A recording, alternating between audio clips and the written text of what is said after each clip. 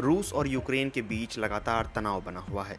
कहा जा रहा है कि रूसी राष्ट्रपति व्लादिमीर पुतिन यूक्रेन पर कभी भी हमले का आदेश दे सकते हैं।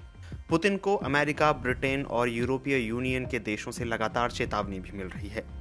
लेकिन पुतिन नहीं मानते हैं और हमले का आदेश दे देते हैं तो इससे केवल यूरोप ही नहीं बल्कि भारत पर भी असर पड़ेगा। माना जा रहा है कि पश्चिम के देश रूस पर प्रतिबंध लगाएंगे तो इसकी भरपाई चीन ही कर सकता है और ऐसी स्थिति में चीन रूस की करीबी और बढ़ेगी। ऐसे में भारत के साथ रूस की दोस्ती पर भी असर पड़ने की आशंका है।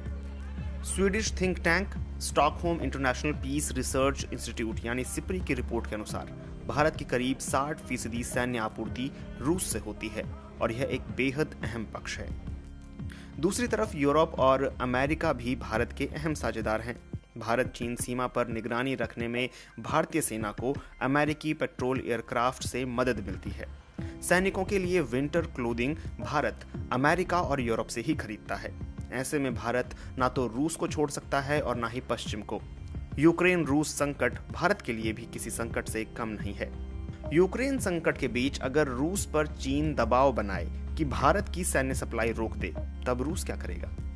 कहा जा रहा है कि अगर रूस को चीन की जरूरत होगी तो ऐसे में रूस अपना हित देखते हुए भारत के साथ संबंधों की परवाह नहीं करेगा। दिल्ली स्थित जवाहरलाल नेहरू यूनिवर्सिटी में प्रोफेसर राजन कुमार कहते हैं कि भारत के लिए ये मुश्किल वक्त है। जिस तरह से अमेरिका एक साथ रूस और चीन को मैनेज नहीं कर सकता, उसी तरह से भारत एक साथ रूस और अमेरिका दोनों को हर परिस्थिति में नहीं साध सकता। विशेषज्ञों का मानना है कि अमेरिका के अफगानिस्तान से पीछे हटने के बाद एक संदेश गया कि अमेरिकी ऑर्डर वाली दुनिया कमजोर पड़ रही है। अभी पुतिन ने कजाकिस्तान में सफलतापूर्वक सैन्य हस्तक्षेप को अंजाम दिया और अब यूक्रेन पर आशंका गहरा रही है।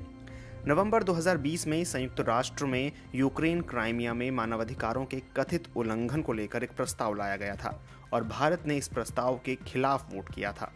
अमेरिका इस प्रस्ताव के समर्थन में था। जाहिर है कि यहाँ भी भारत ने अमेरिका के बदले रूस का साथ चुना था। मार्च 2014 में जब रूस ने क्राइमिया को अपने में मिला लिया था, तब भारत की तत्कालीन सरकार ने कहा था कि रूस का बिल्कुल न्याय संगत हित क्राइमिया में है। यानी भारत ने क्राइमिया के मिलाने का भी समर्थन किया, जबकि अमेरिका समेत यूरोप के देश इसे आज भी अवैध मानते हैं। तब रूस के राष्ट्रपति पुतिन ने भारत के समर्थन के लिए शुक्रिया अदा किया था। रूस और यूक्रेन के बीच कोई सैन्य टकराव हुआ तो रूस पर पश्चिम के देश प्रतिबंध लगाएंगे। ऐसे में रूस यूरोप में गैस की आपूर्ति में कटौती कर सकता है। इसका असर तेल की कीमत पर पड़ेगा। यूक्रेन का डोनबास इलाका, जो रूस और यूक्रेन के बीच विवाद में सबसे अहम है और यहाँ का सबसे बड़ा रिजर्व है, ऐसी स्थिति में रूस चीन के साथ तेल और गैस बेचने की बात करेगा। वैश्विक ऊर्जा बाजार प्रभावित होगा और तेल की कीमत बढ़ सकती है। ऐसे में भारत पर भी इसका असर पड़ेगा। अभी पाकिस्तान भी रूस के साथ द्विपक्षीय संबंध बढ़ाने की कोशिश कर रहा है। अमेरिका के साथ रणनीतिक साझेदारी खत्म होने के बाद से ही पाकिस्तान रूस के साथ द्विपक्षीय साझेदारी बढ़ाने में लगा है।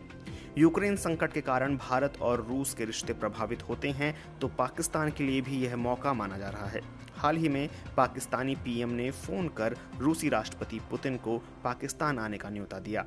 पुतिन अगर पाकिस्तान जाते हैं तो यह उनका पहला पाकिस्तान दौरा होगा।